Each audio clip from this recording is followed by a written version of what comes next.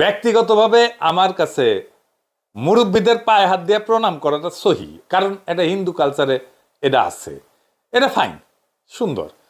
নিজ ধর্মের কালচার অনুসরণ করাটা তো ভালোই, যে করবে, যার ধর্মের কালচার অনুসরণ করবে, যেভাবে সে শিখে আসছে, যেভাবে সে বড় হয়েছে সেটা সে অনুসরণ করবে, এটা অসুবিধা নেই। কিন্তু একজন মুসলমানকে এইভাবে পায়ে হাত দিয়ে সালাম করতে পারে?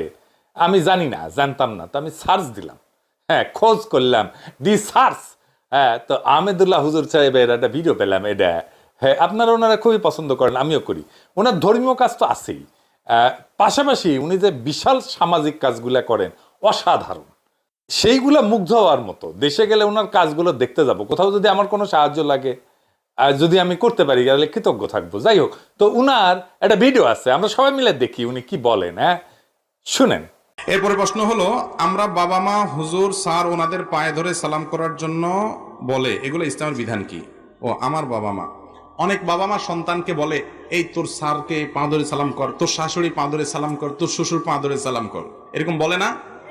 আমার একটা ছোট্ট প্রশ্ন আছে, সেটা হলো সালামের দুইটা পার্ট, একটা হলো সালাম দেওয়া আর একটা হলো সালামের জবাব দেওয়া, ঠিক না বেঠিক? কোরআনে আল্লাহ তাআলা বলেছেন, ইযা হুয়্যিতুম বিতাহিয়্যাতিন ফাহাইয়্যু বিআহসানা মিনহা আও রুদ্দুহা। কেউ যদি তোমাকে সালাম দেয়, যতটুকু বলে সে সালাম দেয়, তুমি তার চাইতে আরো একটু বাড়ায় বলবা। সে যতটুকু দোয়া দেয়, তুমি তার চাইতে একটু বাড়ায় দিবা। এখন মনে করেন আপনি আপনার শ্বশুরের পাও ধরে সালাম করলেন। সালাম যদি হয় পাও ধরে সালাম করা, তাহলে শ্বশুর সালামের কি দিতে হবে? জবাব। তাহলে শ্বশুর কি ধরবে? বুঝেন নাই কথা? কথা বুঝেন নাই? সালাম দিলে সালামের জবাব দেওয়া ওয়াজিব। সালাম দিলে সালামের জবাব দেওয়া কিরে ভাই? ওয়াজিব। এখন সালামের জবাবে আল্লাহ বলছেন, যতটুকু দিয়ে সালাম দিবে, জবাবে তার চেয়ে একটু এক কাঠি আগে থাকতে হবে, বাড়াইয়া দিতে হবে। হ্যাঁ, আসসালামু আলাইকুম বলছে, তুমি জবাবে বলবা আসসালামু আলাইকুম ওয়া রাহমাতুল্লাহ। কেউ আসসালামু আলাইকুম ওয়া রাহমাতুল্লাহ বলছে, তুমি জবাবে বলবা ওয়া আলাইকুম আসসালাম ওয়া রাহমাতুল্লাহি ওয়া বারাকাতুহু। একটু বাড়ায় বলা উত্তম, কমপক্ষে অতটুকু।